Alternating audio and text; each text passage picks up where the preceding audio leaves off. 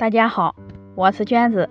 今天呢，给大伙分享一个家常拉面的做法。掌握这个小技巧，做出的拉面柔软筋道，拉不断。我们先来和面，盆里倒入500克面粉，打入1个鸡蛋，加入3克盐，然后倒入230毫升的凉水，边倒边去搅拌。这里加鸡蛋使做出的拉面吃着更筋道。水量呢也要酌情的增减，搅成面絮状之后，再下手揉成面团。因为加入了鸡蛋，面团不容易揉光滑，先醒面10分钟。时间到以后，再回来揉面1分钟，就变得很光滑了。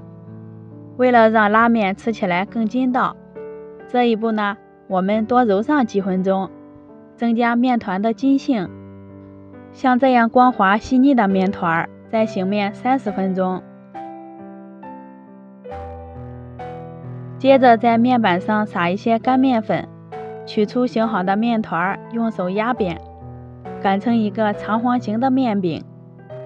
醒过的面团面筋也伸展开了，擀的时候一点也不回缩，厚度在3毫米就行了。盖上保鲜膜，再次醒面1个小时。现在面已经醒好了，用一只手切面条，一只手往后推。这样做的好处是防止面条粘连在一块儿。重复这个动作，切完整张面饼，然后在上面撒一些玉米淀粉、黄粘，均匀的涂抹开。最后7到8条为一组，给它切开。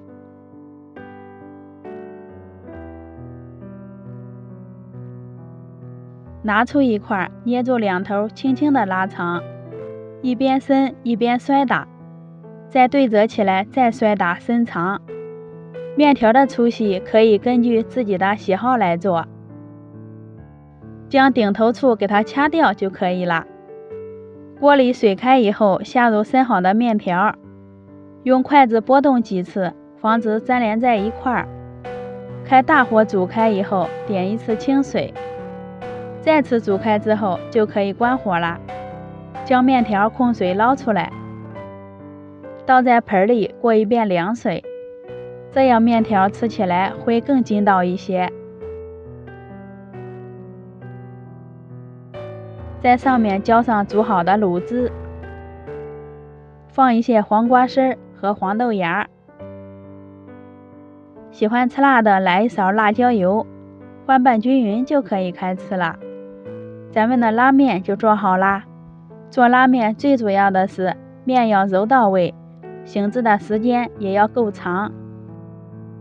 做出的拉面也不容易断条，吃起来爽滑筋道。